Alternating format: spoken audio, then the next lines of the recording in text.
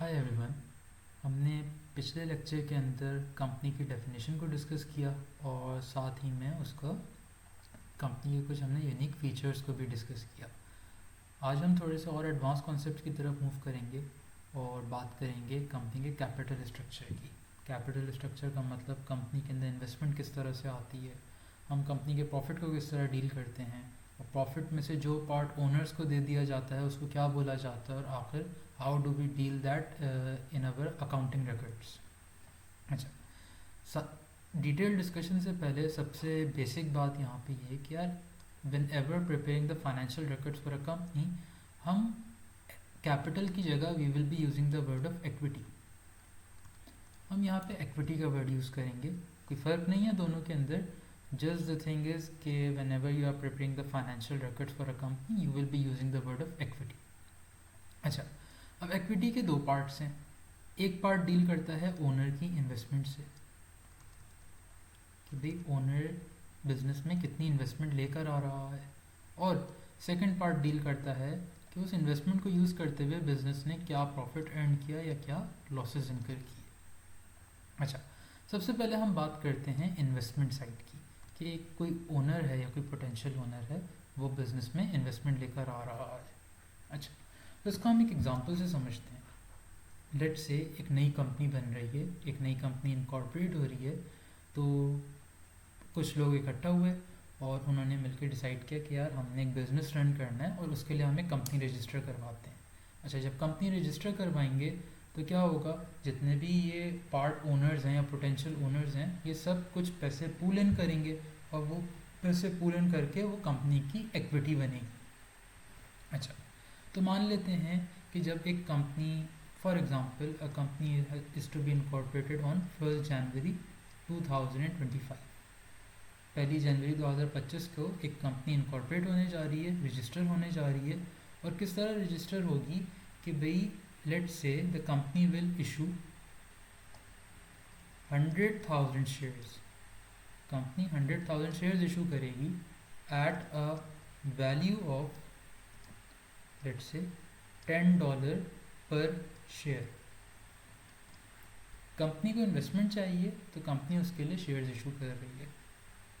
अब जिन लोगों को इन्वेस्टमेंट करनी है कंपनी में वो उस कंपनी के शेयर्स खरीदेंगे और उस कंपनी के अंदर इन्वेस्टमेंट कर लेंगे, उस कंपनी के पार्ट ओनर बन जाएंगे। अच्छा, तो लेट से इस कंपनी के अंदर इन्वेस्टमेंट हो जाती है, तो इस इन्वेस्टमेंट को हम रिकॉर्ड किस तरह करेंगे। देखो, इसको रिकॉर्ड करने का सिंपल सा तरीका है कि यार सबसे पहले तो कंपनी के पास पैसा आ रहा है, तो डेबिट साइड के ऊपर यानी कि हमारे बैंक अकाउंट में कुछ पैसे आ जाएंगे। कितने पैसे आएंगे, आ जाएंगे आपके पास 100,000 मल्टीप्लाइड बाई 10, यानी कि आपके पास कोई $1 मिलियन की का अमाउंट आपके पास आपके बैंक में आ गया। अच्छा, ये आया किस वजह से, ये इस वजह से आया क्योंकि ये लोग कंपनी में इन्वेस्टमेंट करना चाह रहे हैं, यानी कि कंपनी की इक्विटी विल इंक्रीज, कंपनी का कैपिटल बढ़ेगा। अच्छा, अब यहाँ पे अगर हम कोई सोल ट्रेडर की बात कर रहे होते तो यहाँ पे हम कैपिटल को क्रेडिट करवाते। यहाँ पे कैपिटल को नहीं बल्कि हम एक चीज़ यहाँ पे क्रेडिट करेंगे, that is called ordinary share capital. कितने अमाउंट से, यही $1 मिलियन के अमाउंट से हम इसको यहाँ पे क्रेडिट करवा देंगे। सवाल ये आता है कि ऑर्डिनरी शेयर कैपिटल क्या होता है। Ordinary share capital simple terms में it is part of equity, company की इक्विटी का पार्ट है, सही है, लेकिन कौन सा पार्ट है, which deals with the investment from the owners, which deal with the investment from the owners in the business. ये वो वाला पार्ट रिप्रेजेंट करता है एक कंपनी के इक्विटी सेक्शन का। अच्छा, चलो ये बात तो समझ आ गई कि एक कंपनी में इन्वेस्टमेंट किस तरह से होगी। थोड़ा सा और आगे बढ़ते हैं।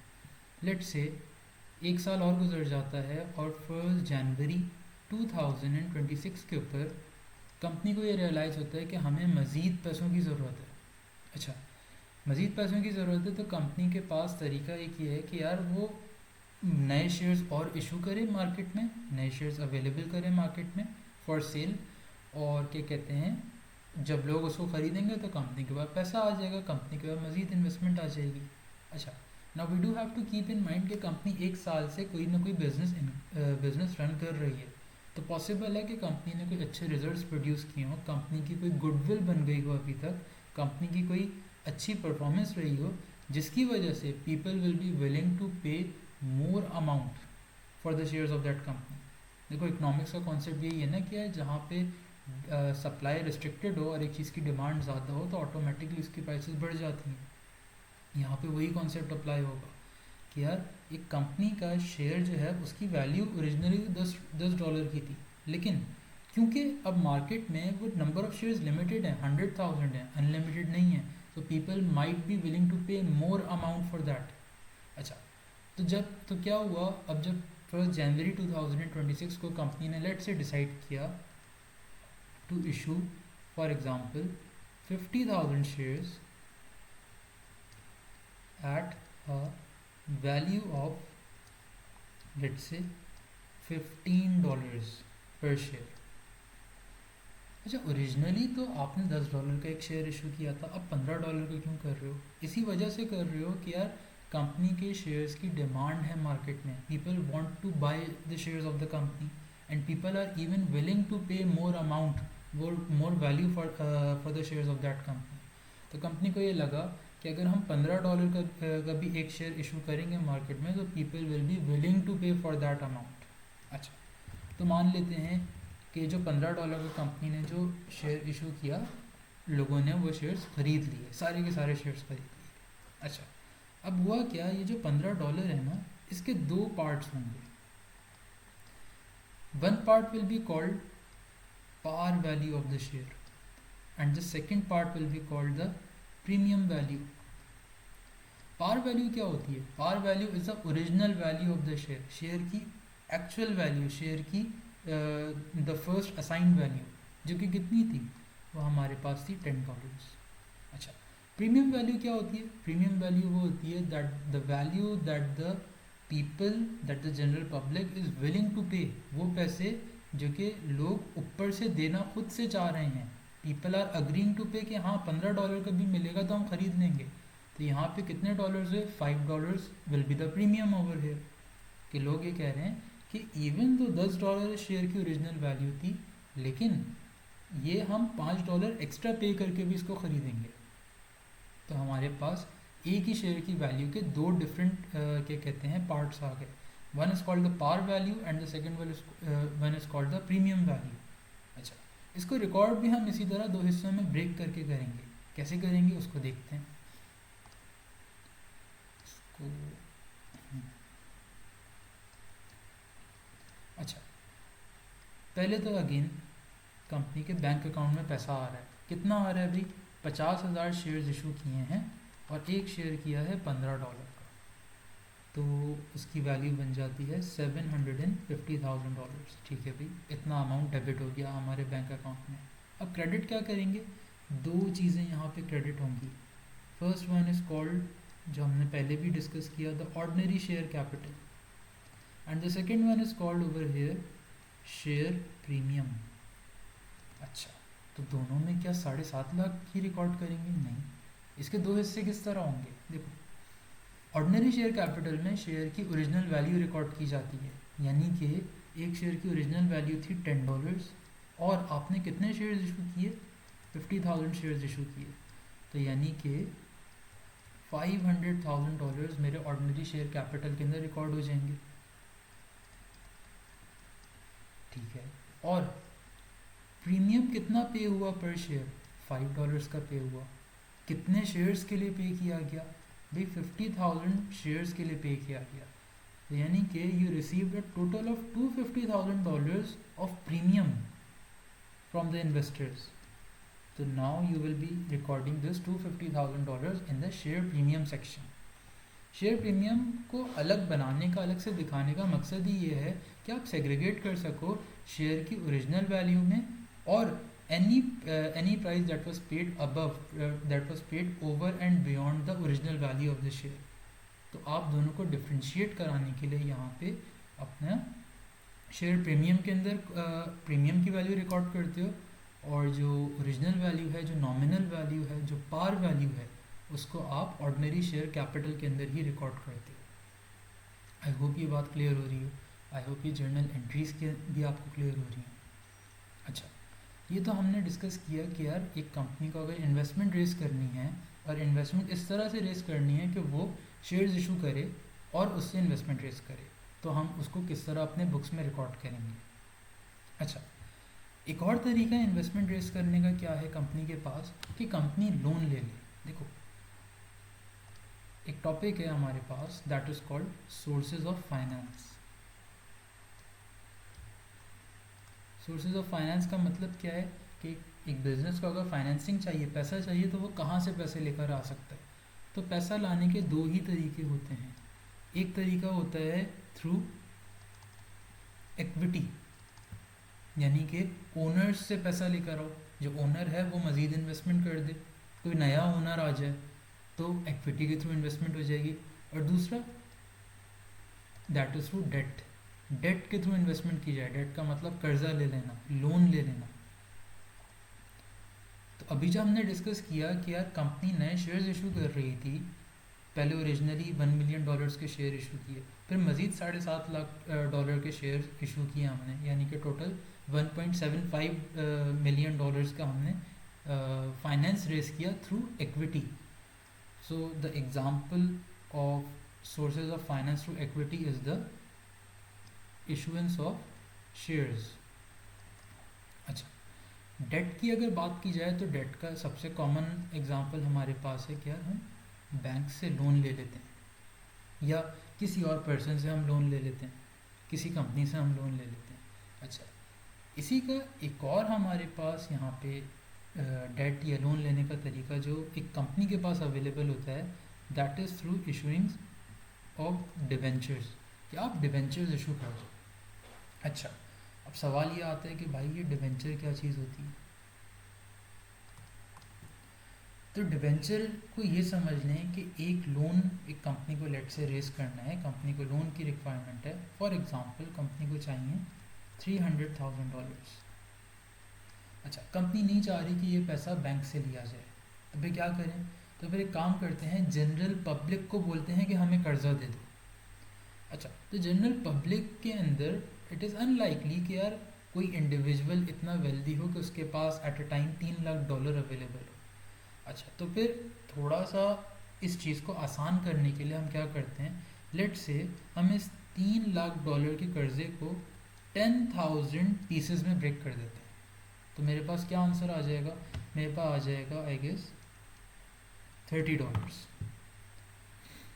इसका मतलब क्या हुआ, इसका मतलब ये हुआ कि अब मैं जनरल पब्लिक को कह रहा हूँ कि मुझे $30 का कर्जा चाहिए 10,000 लोगों से। I am asking 10,000 people to give me $30 का लोन, कि मुझे $30 का सिर्फ लोन दे दो। अच्छा, उस लोन के ऊपर मैं ऑफकोर्स आपको इंटरेस्ट पे करूँगा और कुछ अर्से बाद में आपको आपके पैसे वापस भी कर दूँगा। So this is what a debenture is. A debenture is simply asking for a loan from the public. आप अपने लोन को छोटे छोटे हिस्सों में तोड़ देते हो और फिर जनरल पब्लिक को बोलते हो कि यार मुझे कर्जा दे दो, उसके ऊपर I will be paying you the interest. तो होगा ये टिपिकली कि भाई $30 का आपने लोन पब्लिक को ऑफर किया, and let say you will be offering them and let say interest of for example 10% per annum. आप हर साल उनको 10% का उसके ऊपर इंटरेस्ट भी दोगे। अच्छा, उसके अलावा और क्या हो सकता है यहाँ पे, उसके अलावा आप ये भी बताओगे कि पैसे वापस कब होंगे। तो लेट से आप बोलोगे यहाँ पे लोन नहीं, हम यहाँ पे वर्ड यूज़ करेंगे डिबेंचर का। तो you will be telling the general public that debentures will be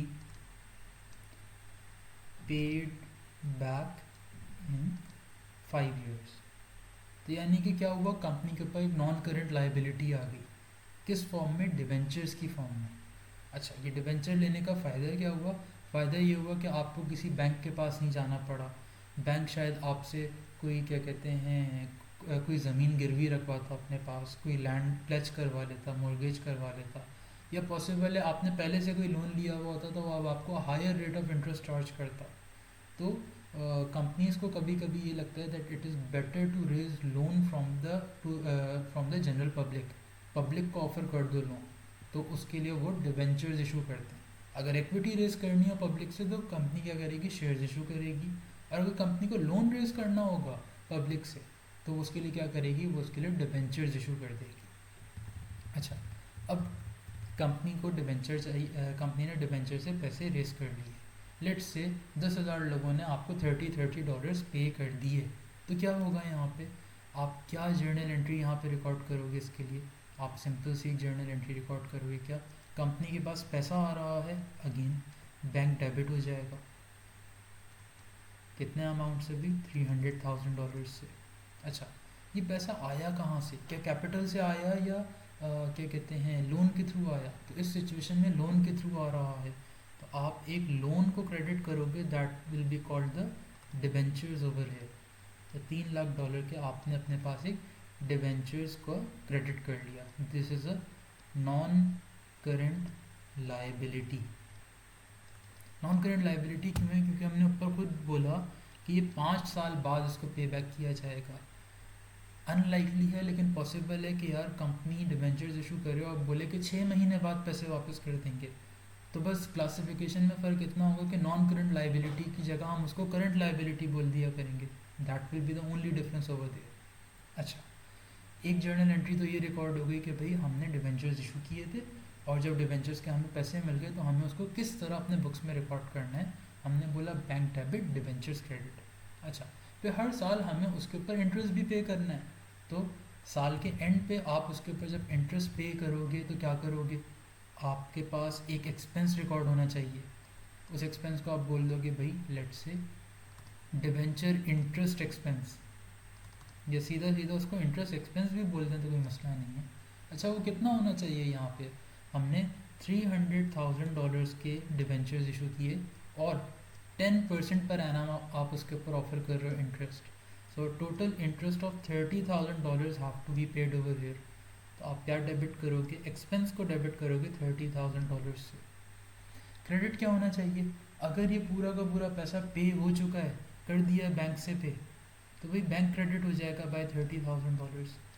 मान लेते हैं बैंक से पे नहीं किया अभी, it is an accrued expense over you, तो क्या मज़ीद एक लाइबिलिटीज़ की जगह रिकॉर्ड हो जाएगी। बैंक की जगह आप क्या करोगे, आप सिंपल इंटरेस्ट पेएबल नाम से अपने पास एक और लाइबिलिटी रिकॉर्ड कर लोगे $30,000 की, और उसके ऊपर और आपके पास एक करंट लाइबिलिटी सिंपली रिकॉर्ड हो जाएगी यहाँ पे। अच्छा, हमने अभी तक क्या क्या डिस्कस किया, हमने 2 चीज़ें डिस्कस की। कंपनी किस तरह से पैसे रेस कर सकती है, कंपनी इक्विटी के थ्रू रेस कर सकती है बाय इशूइंग शेयर्स। तो क्या करेंगे, उसके लिए हमारे पास शेयर्स हम इशू कर देंगे। वो शेयर जब इशू करेंगे तो हमारे पास शेयर, ऑर्डिनरी शेयर कैपिटल में कुछ पैसे रिकॉर्ड होंगे। कौन से पैसे, जो कि शेयर के नॉमिनल वैल्यू है, और anything above and beyond that जो हमें शेयर होल्डर पे करने के लिए तैयार है, that will be recorded in the share premium section. अच्छा, अगर कंपनी को लोन के थ्रू, डेट के थ्रू जनरल पब्लिक से पैसा चाहिए तो कंपनी क्या करेगी, कंपनी उसके लिए डिवेंचर्स इशू करेगी। और कंपनी जब डिवेंचर्स इशू करेगी तो उसके लिए हम सिंपली अपने पास एक लाइबिलिटी को क्रेडिट करवाएंगे, और क्योंकि पैसा आ गया कंपनी के पास तो उसके अगेंस्ट हम बैंक को डेबिट करवा देंगे। And whenever we have to pay the interest expense over it, आप कोई फाइनेंस कॉस्ट इनकर कर रहे हो तो क्या करोगे, सिंपल एक्सपेंस को डेबिट करोगे अपने पास और उसके अगेंस्ट बैंक को क्रेडिट कर दोगे अगर पे हो गया है पैसा। अगर पे नहीं हुआ, इट्स अ पेएबल, तो आप उसकी जगह एक इंटरेस्ट पेएबल नाम की एक लाइबिलिटी भी अपने पास रिकॉर्ड कर लोगे। आई होप कि डिबेंचर्स का कॉन्सेप्ट भी क्लियर हो रहा होगा। अच्छा, दोनों के आपस में डिफरेंस को समझने की कोशिश करते हैं, शेयर्स के होल्डर को और डिबेंचर्स के होल्डर को। एक को हम कहते हैं share holder of a company, एक को हम कहते हैं डिबेंचर होल्डर। ये डिबेंचर्स और शेयर्स भी पुराने ज़माने में तो ये एक्चुअल पीस ऑफ पेपर हुआ करते थे। शेयर इशुएंस के लिए भी एक फिजिकल पेपर होता था जो कि शेयर होल्डर को when he used to buy shares of a company उसको मिलता था, और जो डिबेंचर होल्डर होता था उसको भी पीस ऑफ पेपर जिसके ऊपर सारा टर्म्स रिकॉर्ड होते थे, अमाउंट रिकॉर्ड होती थी, इंटरेस्ट की क्या कहते हैं परसेंटेज रिकॉर्ड होती थी। ये तमाम चीज़ें फिज़िकली दी जाती थी। अब बिकॉज अब हम मॉडर्न टाइम्स में आ गए हैं तो अब ये सारी की सारी चीज़ें सॉफ्टवेयर बेसिस पे आ गई हैं, बट अगेन शेयर होल्डर के पास भी उसके शेयर की एक्चुअल फॉर्म फिजिकली मौजूद हो सकती है, और जो डिवेंचर होल्डर होता है उसके पास भी there can be a piece of paper और क्या कहते हैं PDF file in today's time, जहाँ पे वो सारी की सारी टर्म्स डिफाइन हो रही हो कि जो डिवेंचर है इसकी क्या वैल्यू है, और क्या कहते हैं कितना इसके ऊपर इंटरेस्ट पे होगा, कितने अरसे बाद आपको ये पैसे वापस मिलेंगे, तमाम चीज़ें वहाँ पे रिकॉर्ड होती हैं। अच्छा, अगर दोनों का हम आपस में डिफरेंस कुछ अपने पास नोट करने की कोशिश करें, तो शेयर होल्डर सबसे पहले तो होता कौन है, let's define the share holder in context of a company. तो यार शेयर होल्डर एक कंपनी का ओनर होता है, he is the actual owner of the company. क्यों? क्योंकि ये कंपनी की इन्वेस्टमेंट को होल्ड कर रहा है, कंपनी की इक्विटी को होल्ड करता है। अच्छा, तो डिबेंचर होल्डर कौन है एक कंपनी के लिए? वो एक कंपनी के लिए है उसका क्रेडिटर, या फिर उस कंपनी का क्या कहते हैं lender. The better word over here would be the lender, कि उसने उस कंपनी को पैसे दिए हैं। अच्छा, तो बात की जाए रिटर्न, क्योंकि इन दोनों ने किसी ना किसी फॉर्म में इन्वेस्टमेंट तो की हुई है ना। ओनर ने इक्विटी में इन्वेस्टमेंट की है, और डिबेंचर होल्डर ने जो है वो कंपनी को in the form of loan investment दी हुई है। अब दोनों को अपनी इन्वेस्टमेंट पे रिटर्न भी चाहिए होगा, तो जो शेयर होल्डर को जो रिटर्न दिया जाएगा उस रिटर्न को हम कहते हैं डिविडेंड, ठीक है। और जो डिबेंचर होल्डर को जो रिटर्न दिया जाएगा उस रिटर्न को हम कहते हैं इंटरेस्ट। इंटरेस्ट नॉर्मली बिजनेस के लिए एक एक्सपेंस होता है, दिस इज एन एक्सपेंस। अच्छा, जो डिविडेंड है this is not an expense, ये कभी भी एक्सपेंस नहीं है, बल्कि it is paid out of the profits of the company.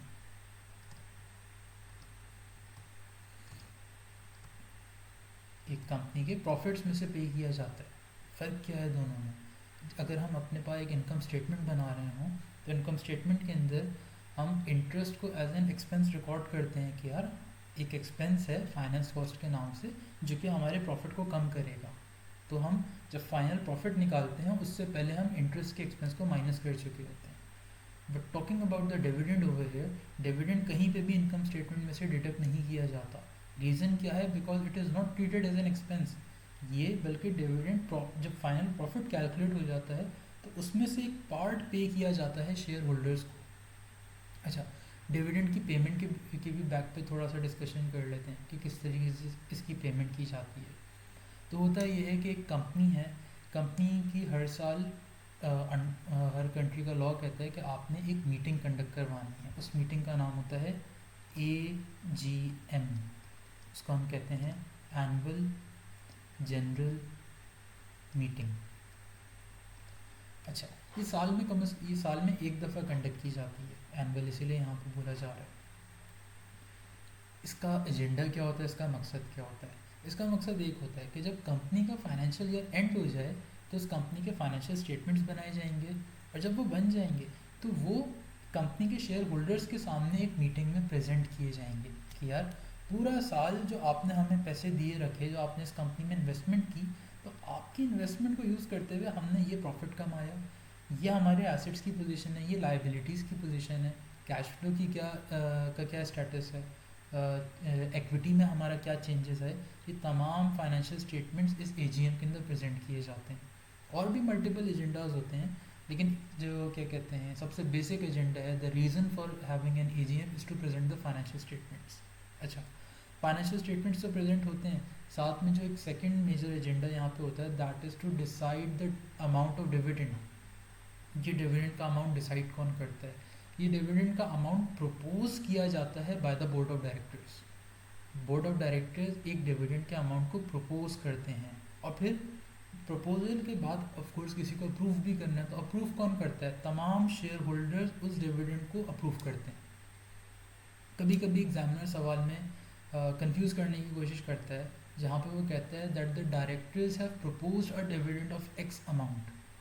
तो स्टूडेंट क्या करता है, उतने का डिविडेंड डिडक्ट करवा देता है प्रॉफिट्स में से, which is incorrect over here. क्यों? क्योंकि प्रपोज डिविडेंड तो अभी प्रपोजल भेजा गया है, क्या पता शेयर होल्डर्स बोले भाई हमें इतना डिविडेंड नहीं चाहिए, इससे ज़्यादा दो। ये शेयर होल्डर शायद बहुत अच्छे हों, वो बोलें ये बहुत ज़्यादा है, हमें इससे कम डिविडेंड चाहिए, whatever the reasons might be. तो you never record a propose dividend, हमेशा फाइनल डिविडेंड रिकॉर्ड किया जाता है। तो एग्जामिनर हमेशा वर्ड यूज़ करेगा फाइनल डिविडेंड का, या फिर अनाउंस डिविडेंड का, या फिर पेड डिविडेंड का।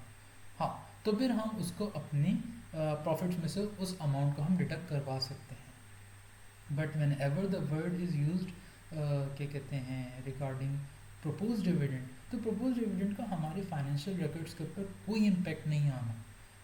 हमारे फाइनेंशियल स्टेटमेंट्स के ऊपर, statement of changes in equity के ऊपर कोई उसकी सेहत पे कोई इम्पैक्ट नहीं पड़ना। हाँ, सिर्फ हमारा फाइनल डिविडेंड या अनाउंस डिविडेंड रिकॉर्ड किया जाएगा। अच्छा, डिविडेंड भी दो टाइम पे किए जा सकते हैं, दो किस्म के डिविडेंड होते हैं, हम ये समझ लेते हैं। कौन कौन से होते हैं? एक कहलाता है फाइनल डिविडेंड और एक कहलाता है इंटरिम डिविडेंड।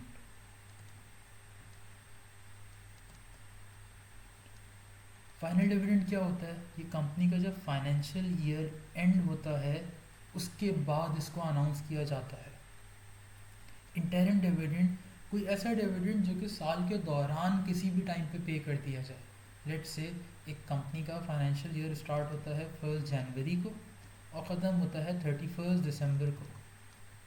तो हाँ, फाइनल डिविडेंड इसकी सिचुएशन में क्या होगा कि जो आपने इनकम स्टेटमेंट बनाई एट 31 दिसंबर, उसके प्रॉफिट के बेस के ऊपर जो डिविडेंड डिसाइड किया जाएगा that will be the final dividend. अच्छा, इसकी टाइमलाइन पे समझ लेते हैं कि साल 31 दिसंबर पे ख़त्म हो रहा है, तो प्रोबेबिलिटी क्या है, क्या कहते हैं, what is the possibility available की, वो ये है कि आप डिविडेंड जो है वो नेक्स्ट ईयर में ही पे कर रहे होगे। यानी कि the dividend for the previous year, let's say this was the year of 2025, so the dividend of 2025 will actually be paid in the year of 2026, the final dividend, क्योंकि पॉसिबल ही नहीं है 31 दिसंबर को साल एंड हो रहा है, कम से कम महीना, 1.5 महीना, 2 महीना तो फाइनेंशियल स्टेटमेंट्स बनने में लगता है कंपनी के लिए। उसके बाद जाके एजीएम होती है और वहाँ पे डिविडेंड को क्या कहते हैं अग्री करवा के डिक्लेयर किया जाता है, और शायद उसके भी 1, 1.5 या 2 हफ्ते बाद डिविडेंड की पेमेंट हो रही होती है। तो रियलिस्टिकली स्पीकिंग, और जो हम अपने सवाल में भी इसको अप्लाई करेंगे कि एक ईयर एंड का जो फाइनल डिविडेंड होता है it is paid in the next financial year.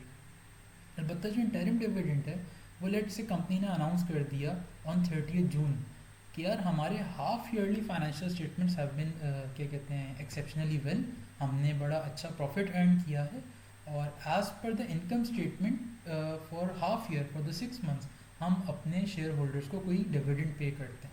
This dividend is the interim dividend. और हाँ, ये जो डिविडेंड है इसकी प्रोबेबिलिटी क्या है कि ये उसी फाइनेंशियल ईयर में ही पे हो जाएगा। हाँ, so the interim dividend can be recorded in the same financial year, लेकिन जो फाइनल डिविडेंड है उसकी ना होने के बराबर क्या कहते हैं प्रोबेबिलिटी है कि वो उसी फाइनेंशियल ईयर के अंदर पे हो और रिकॉर्ड किया जाए। आई होप ये बात भी क्लियर हो रही होगी। अच्छा, हमने अभी तक क्या क्या चीज़ें डिस्कस की? हमने शेयर्स की इशुएंस को डिस्कस किया, फिर हमने डिस्कस किया अगर कंपनी को डेट से पैसा चाहिए, कंपनी को लोन के थ्रू पैसा चाहिए, तो कंपनी पब्लिक को भी वो ऑफर कर सकती है और उनको डिबेंचर्स दे सकती है, उसके अगेंस्ट कंपनी अपने पास एक लायबिलिटी रिकॉर्ड कर लेगी। फिर हमने दोनों को थोड़ा सा कंपेयर भी किया कि कंपनी का जो शेयर होल्डर होता है वो कौन होता है और एक कंपनी का जो डिबेंचर होल्डर होता है वो कौन होता है। तो कंपनी का जो शेयर होल्डर है he is the owner of the company, और जो कंपनी का डिबेंचर होल्डर है he is the lender of the company. और दोनों को रिटर्न किस फॉर्म में पे किया जाएगा? तो जो शेयर होल्डर है उसको प्रॉफिट्स में से एक पार्ट दिया जाएगा विच विल बी कॉल्ड डिविडेंड, और जो कि डिबेंचर होल्डर है उसको कंपनी के क्या कहते हैं प्रॉफिट से पहले ही हम उसको इंटरेस्ट पे कर देंगे which will be recorded as an expense as a finance cost in our income statement. अच्छा, ये सारी बातें भी होपफुली हमारी क्लियर हो गई हों। थोड़ा सा और आगे इसी कंपैरिजन को ही लेके चलते हैं। हमने दो डिफरेंसेस डिस्कस किए। तीसरा डिफरेंस यहाँ पे क्या होगा? तीसरा difference is regarding the rights of the people over here, कि एक डिबेंचर होल्डर के क्या राइट्स हैं कंपनी को लेके, और एक कंपनी का जो शेयर होल्डर है उसके क्या राइट्स हैं। अच्छा, राइट्स का मतलब है इन द क्या कहते हैं in regards to the decision making for the company. तो देखो, एक कंपनी का जो क्रेडिटर है, कंपनी का लेंडर है, उसने सिंपल पैसे कंपनी को पैसे दिए हैं, लोन दिया हुआ है, वो कंपनी का मालिक नहीं है, उसने कर्जा दिया हुआ है कंपनी को। तो इन टर्म्स ऑफ राइट्स एक क्रेडिटर के पास नो डिसीजन मेकिंग राइट्स होते हैं।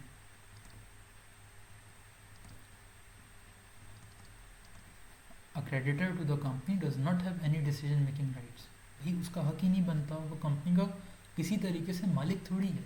हाँ, मालिक कौन है? एक कंपनी का मालिक है उसका शेयर होल्डर। तो हाँ, a shareholder has rights to make decisions for the company। अच्छा, तो भाई एक शेयर होल्डर के पास जो राइट्स हैं वो उस राइट्स को किस तरीके से एक्सरसाइज करेगा? हमने तो पिछले लेक्चर में ये डिस्कस किया था कि शेयर होल्डर्स तो अपने लिए बोर्ड को अपॉइंट करते हैं और बोर्ड उस कंपनी के अफेयर्स को रन करता है। तो शेयर होल्डर्स तो खुद डेली ऑफिस नहीं पहुंच जाते अपने क्या कहते हैं कंपनी के, और खुद जाके तो डेली मैटर्स डेली के जो मैटर्स हैं उसमें इंटरफेयर नहीं कर सकते। अच्छा, तो ये जो शेयर होल्डर्स हैं इनके पास राइट होता है at the time of the meetings of the company. एक कंपनी के साल में कम से कम एक दफ़ा तो मीटिंग होती है जो कि एजीएम है। उसके अलावा भी कंपनी की मीटिंग्स हो रही होती हैं इन the form of general meetings. अच्छा, ये जितनी मीटिंग्स होती हैं शेयर होल्डर्स की, यहाँ पे शेयर होल्डर्स के पास होता है right to propose any type of changes.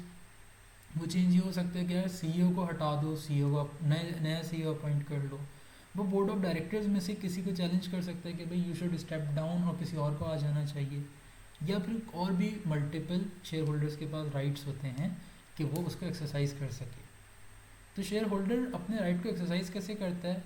वो by the use of a vote करता है। तो share holder can vote for the decisions. कोई भी बिजनेस को कोई मेजर डिसीजन लेना होता है तो वहाँ पे शेयर होल्डर्स की एक मीटिंग बुलाई जाती है। उस मीटिंग के अंदर तमाम शेयर होल्डर्स को बताया जाता है कि भाई हमने ये काम करना है, और फिर शेयर होल्डर्स से इजाज़त मांगी जाती है कि क्या हम ये काम कर लें। शेयर होल्डर्स इजाज़त कैसे देते हैं? शेयर होल्डर्स सिंपली इजाज़त देते हैं by the use of their vote. भाई वो येस करेंगे, मेजॉरिटी येस कर देगी तो okay, the company might proceed with that क्या कहते हैं फंक्शन, ये जो काम भी वो करना चाह रहे हैं। और अगर वोट नो आ जाए तो ऑफकोर्स कंपनी फिर वो काम नहीं प्रोसीड कर सकती। तो यहाँ पे हमने अपने 3 मेजर डिफरेंसेस डिस्कस किए that what is the difference between the share holder, the equity holder of a company जो कि कंपनी का असल मालिक है, और उसका क्या डिफरेंस है विद द डिबेंचर होल्डर और with the lender of a company. I hope ये तमाम बातें भी क्लियर हो रही होंगी।